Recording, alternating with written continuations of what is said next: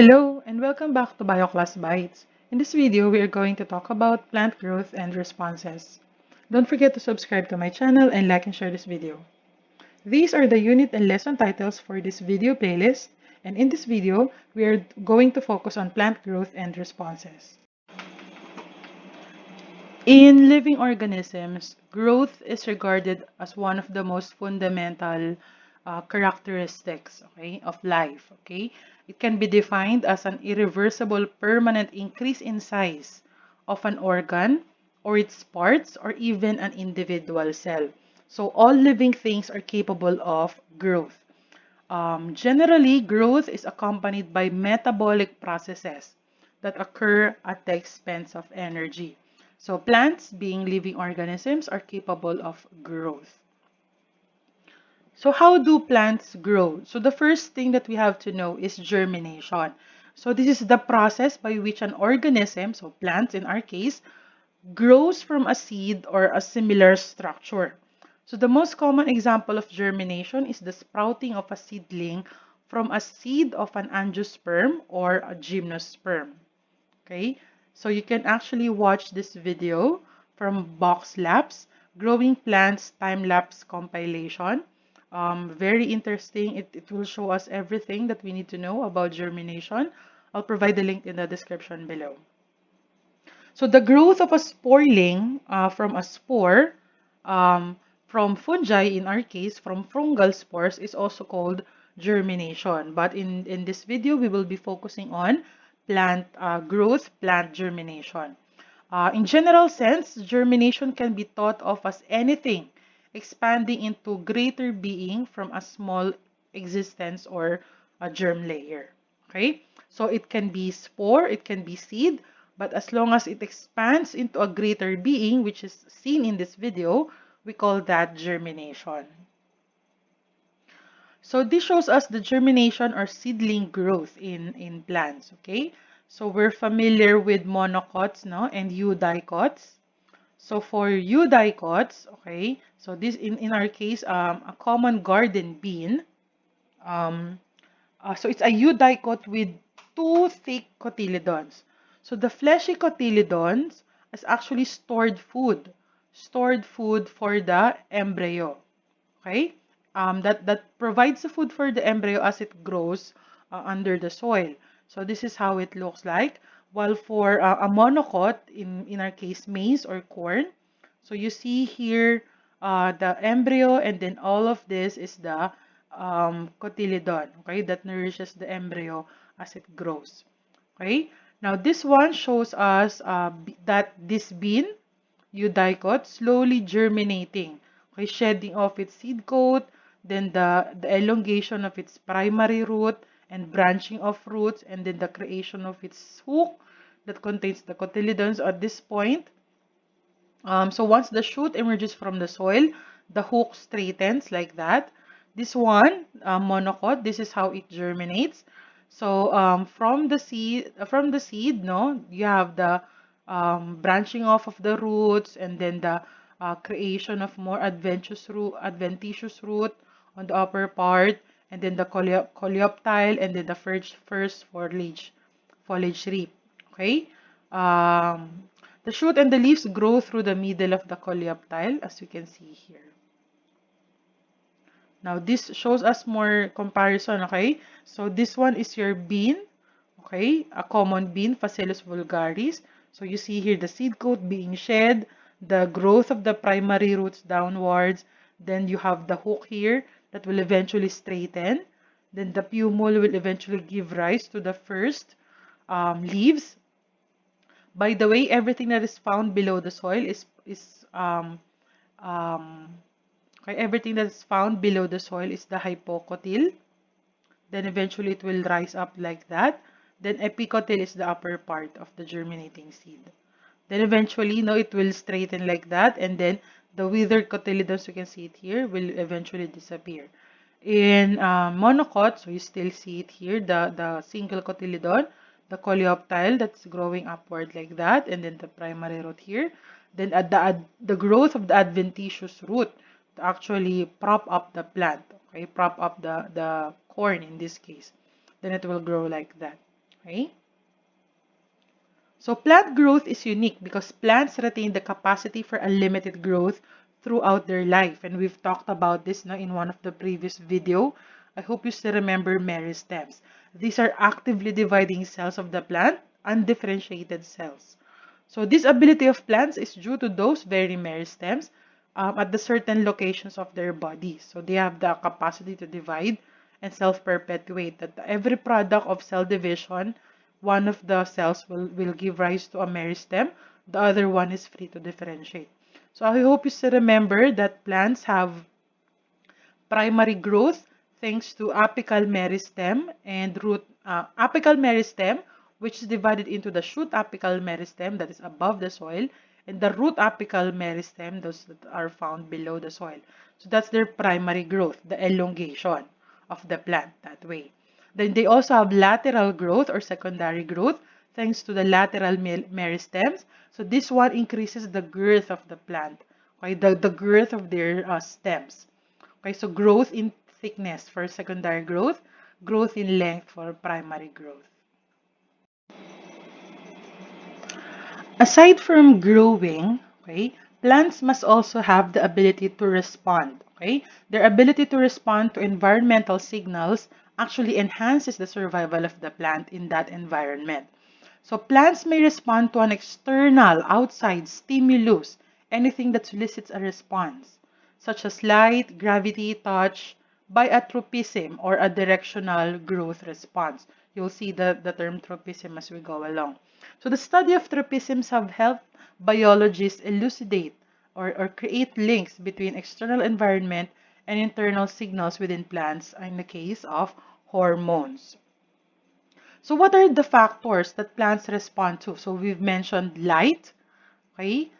Light, time, day length and seasons.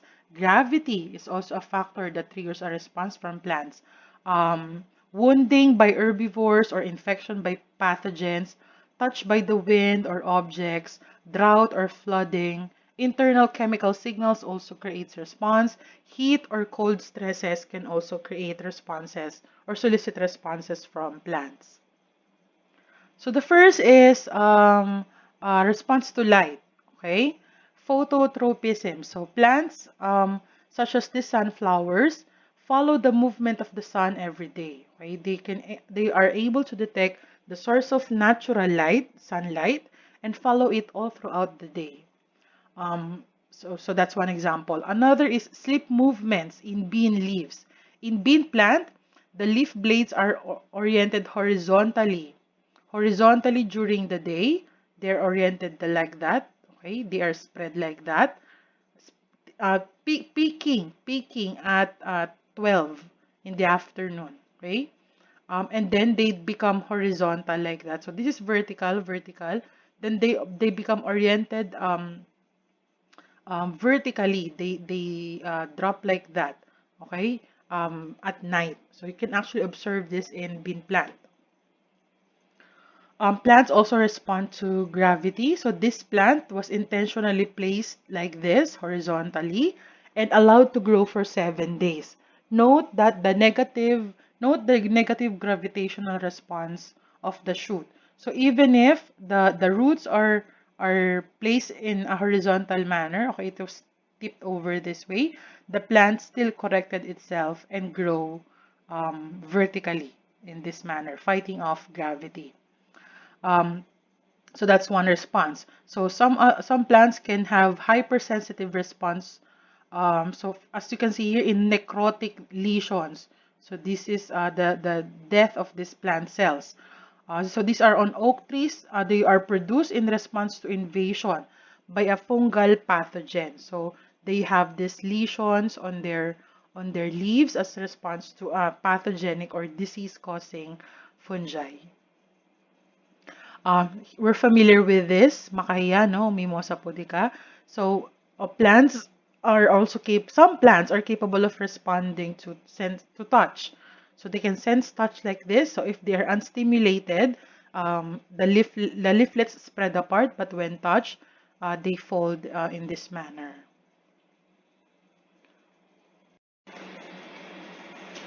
We see here more responses of plants to different stimuli. So here, in response to ethylene, okay? So ethylene is a gaseous plant hormone, okay? So germinating pea seedlings grown in the dark undergo the triple response, and that's the slowing of the stem elongation, stem thickening, and horizontal stem growth. So it says here that when plants are subjected to higher concentration of ethylene, they show this triple response. So you can see here no ethylene concentration, zero point zero parts per million. At zero point 0.1, okay, parts per million, okay, you see here the slight showing of the triple response. But as you go higher in terms of ethylene exposure, the plants will obviously show slowing of the stem elongation, so they will become shorter, thicker, thicker stem, and a horizontal stem growth. So this is one example of how plants respond to a stimulus, in this case, a plant hormone called ethylene.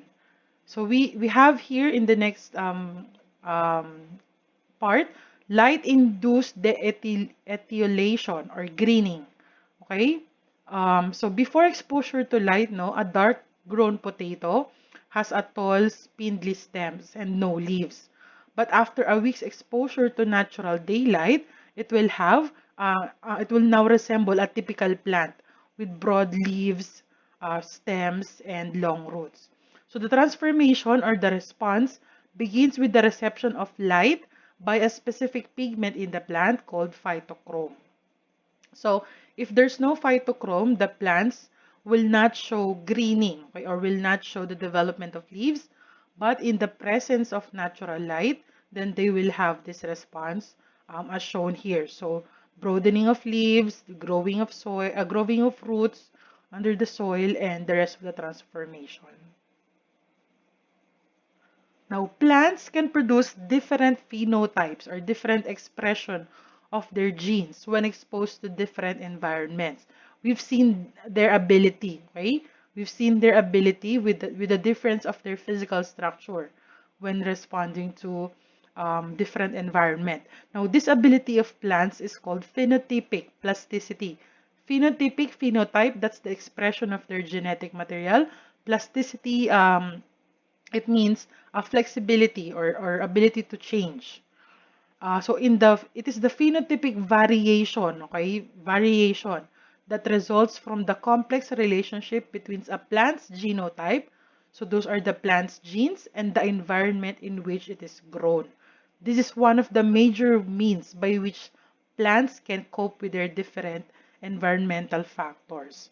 So we see here the plant Passiflora tuberosa, and this is how they look like under different sunlight exposure. Mind you, they all have the same genes, they all belong to the same plant, but they show different phenotype or expression of their genes. So this one is a green type resulting from a partial, only 50% incidence of sunlight, only 50% exposure to sunlight. A violet type of their leaves could be shown when there's total incidence of sunlight, when they're totally exposed to the sun. So they turn red like this or violet like this. And to test that, you can actually use variegated type you could have this type, variegated type, obtained by covering the leaves with perforated paper or covering the leaves with paper that has these holes or opening. So of course, the violet sprouts or the violet circles are only shown on those parts of the leaves that are exposed to the light. So you can actually conduct an experiment on this type of plant, Passiflora tuberosa, and you can have three different phenotypes or three different expressions of the gene based on their physical environment. When exposed to 50% light, when exposed to 100% light, and then you can actually cover them with perforated or a paper filled with holes and see that only in those hole parts does this phenotype occur or the um, violet spots occur. This one is a classic example, okay, of phenotypic plasticity. So you can actually see different versions of the same plant, of the same genetic material, and they would have different phenotypes or different appearances based on the exposure in their environment. So for group A, this group has medium, light, and moderate water. So they have this appearance. Letter B, low light, moderate water. So they look different from each other. Letter C, medium light and well-watered plants. So they have these bigger leaves. And then low light and well-watered, they have this variation. So this is an example, a classic example of phenotypic plasticity. Okay, so plants can have different appearance even if they have the same genes based on their response to their physical environment. You can actually conduct experiments on it, and you're encouraged to conduct experiments on it to see it for yourselves. Now, this one is a research by Callaway, Pennings, and Richards in 2003 that talks about phenotypic plasticity and interaction among plants. This was published in Ecological Society of America. This is their DOI. You can actually click on it and read their paper. So they say that interactions, so they were able to discover that interactions between oaks and understory herbs vary depending on the plastic responses of oaks to water. So they say that if the oak tree has high water potential or it has high exposure to water, okay, it can have low biomass, okay, very low biomass of shallow roots, but they have very deep top roots. They have very deep top roots. Because of this, the trees facilitate herbs growing around it. Now, if an oak tree has low water potential, it will have high biomass of shallow roots. So you can see the difference here. These are the same oak trees, they have the same genetic material, but they have these differences. So they have high biomass of shallow roots, okay? They have shallower roots, and the trees compete with herbs. So there's no growth of herbs around the tree. Okay, so this is common in oaks. Okay, depending if they can access to water well, or if they cannot access to water at all. So this one also another difference in terms of their roots. This one is for Paathernium argentatum guayule plants.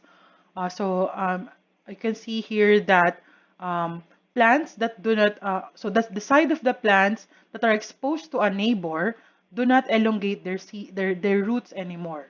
But on the side of the plants that's not exposed to a neighbor can actually grow and elongate their plants horizontally and vertically. Okay? So you can also see it here in the opposite side of the plant that's exposed to a neighbor. They do not grow their roots in that way, but those sides that are not exposed can elongate horizontally and then elongate vertically their root growths. So again, these are two types of plants but they have this different expression of their trait depending on their environment. Now this one, thigmomorphogenesis in Arabidopsis. So the shorter plant was rubbed twice a day. So this is how they respond to being rubbed, while the untouched plant grow much taller. So they belong to the same species, they have the same genetic material, but they have different phenotypes, different expression of the trait when responding to touch. Plastic responses of plants to a biotic environment, neighbors, and herbivory, or being eaten, can result in a genetically identified individuals that have very different phenotypes. Okay, so this is what we were talking about, phenotypic plasticity. Um, these phenotypic differences have broad implications for how plants interact with their environment. So if they are irritated by touching, they do not grow as tall. So this one also, the effect of gibberellin on stem elongation and fruit growth. So some plants develop in a rosette form like this, low to the ground, in a very short internodes.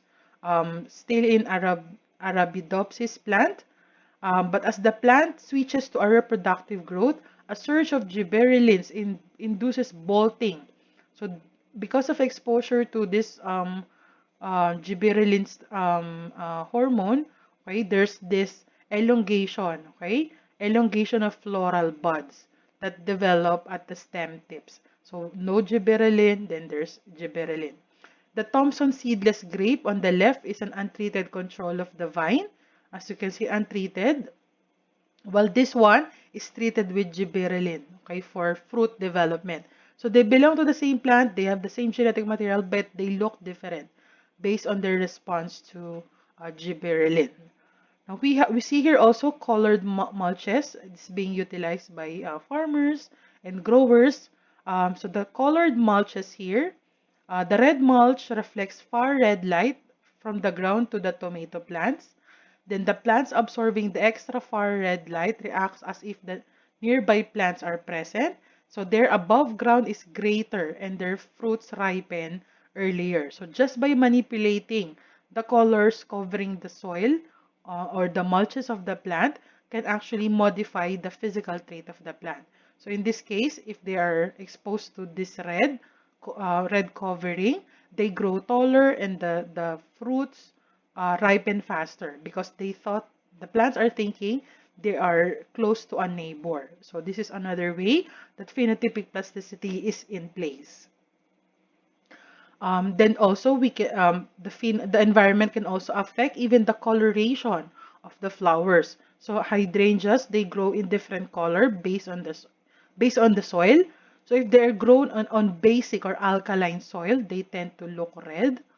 The flowers appear red, but when they're grown in an acidic soil, they grow blue. Okay, so the acidity and the basicity of the soil actually affects the colors of the flowers.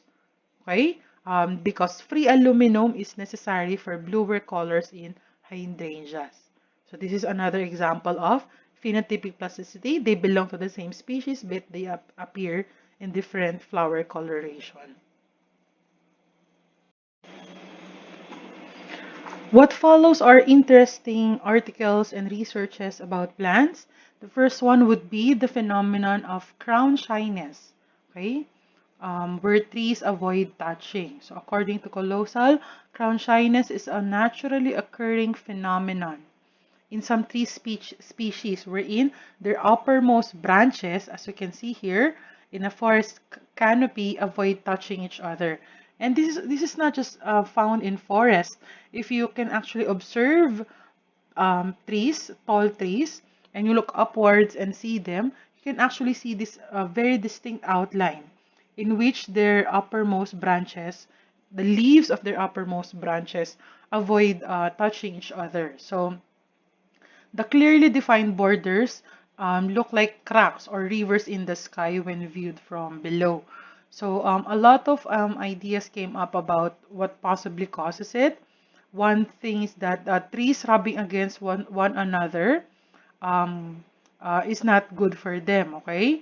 Um, Preventive measure against shading or optimizing light exposure for photosynthesis, or sometimes a deterrent or to avoid the spread of harmful insects from one tree to another.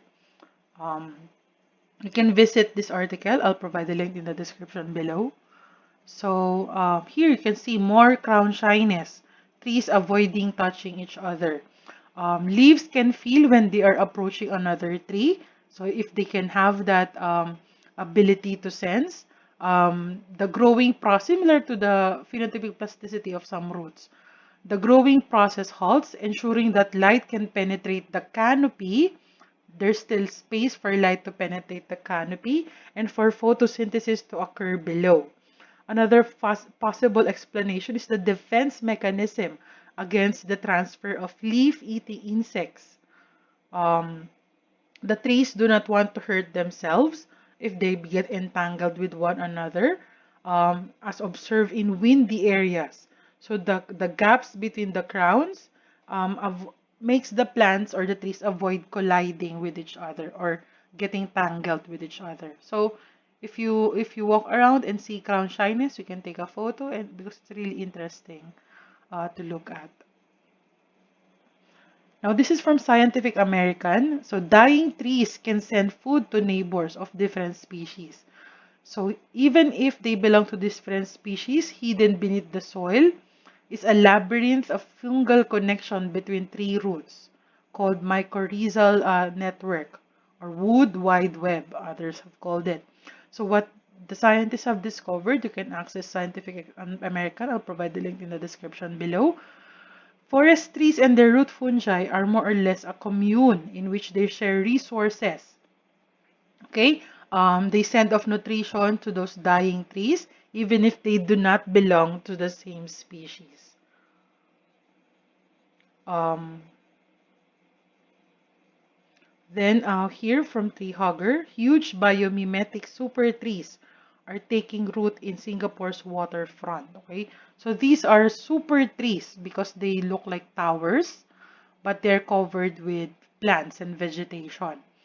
So, so this is found in Singapore, designed by Grant Associates. So, super tree structures are part of the Gardens by the Bay project in Singapore.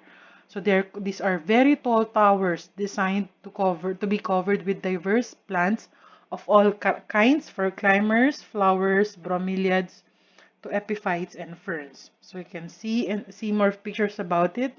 I'll provide the link in the description below.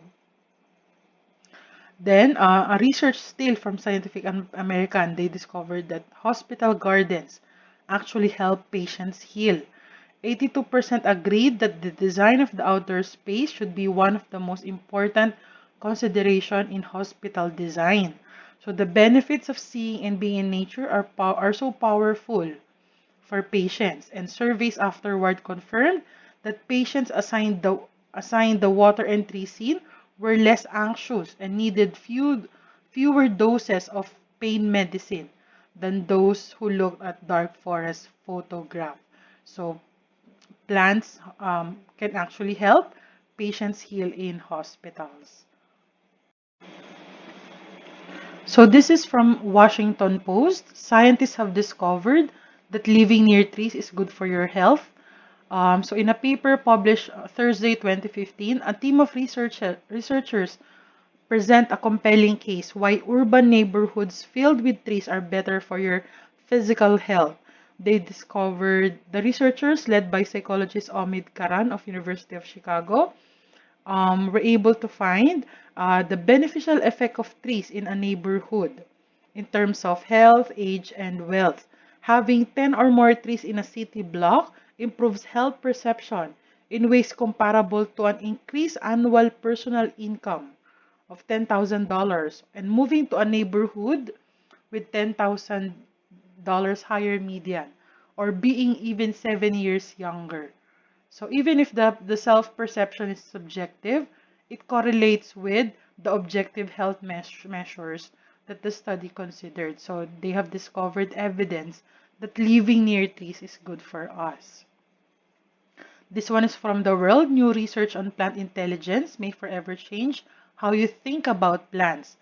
Um, the new research by Mark Pollan says that in a field called plant neurobiology, even if plants um, do not have sophisticated nervous system, they have analogous or similar structures. They have ways of taking all the sensory data they gather in their daily lives, integrate, and then behave in appropriate way in terms of response. And we've just tackled all about plant responses, even phenotypic plasticity. Plants can do this without brains. Even the single act of caterpillar munching on a leaf can actually trigger a response from plants. Okay, they begin to secrete defensive chemicals, and all of those things that we've talked about plant responses. Okay, you can read this article. I'll provide the link in the description below. Now this one we've just seen the adaptation of plants, of specifically of flowers, to direct pollinators into the center of their flowers. But here, from science, flower colors are changing in response to climate change. So they see that those that are growing at higher elevations or closer to the equator have more ultraviolet pigment patterns in their petals. So they used to have naturally occurring UV pattern, but due to climate change, they have this enlarged UV pigment in their petals. Okay, such pigments may be indistinguishable to the human eye, but they stand out like beacons to pollinators. We've seen this. So as a result, flowers with less pigment might pop up even more to pollinators, but flowers that dial up their pigment could lose their contrast. So if more flowers become like this, if this is how pollinators see the flowers, it may be difficult for them to find the bull's eye or to find the target and to help in pollination. Okay, pollinators might miss the flower entirely, so that's not good for us. Okay, I'll provide the link in this article to this article in the description below. Now this one is from Phytotaxa. Okay, so this is Dr. Tito Evangelista. He's actually my professor in college from the Philippine Normal University, and he was actually honored by botanists from National Museum when one of the new species from Catanduanes was named after him, Begonia Tito Evangeliste, because his name is Tito Evangelista.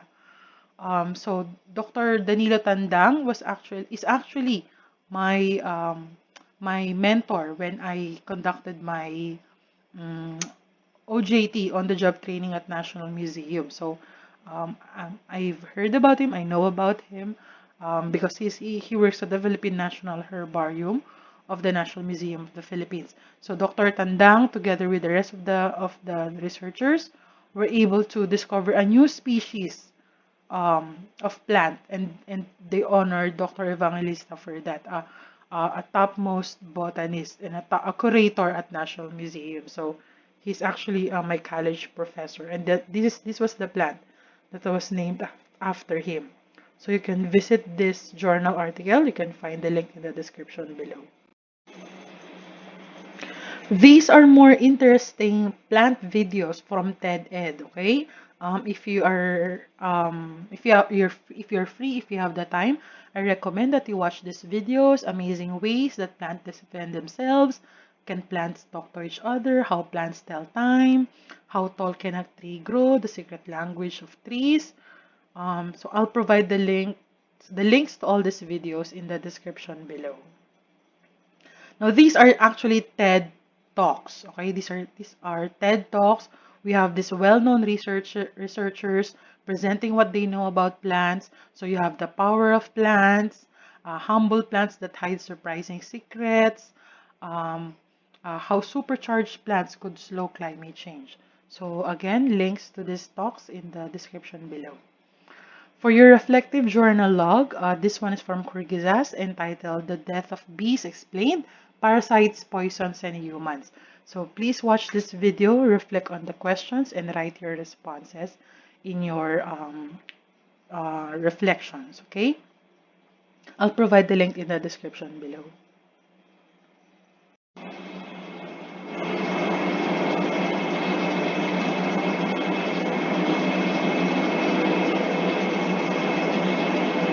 That ends our video. I hope you learned something new. Don't forget to subscribe to my channel and like and share this video.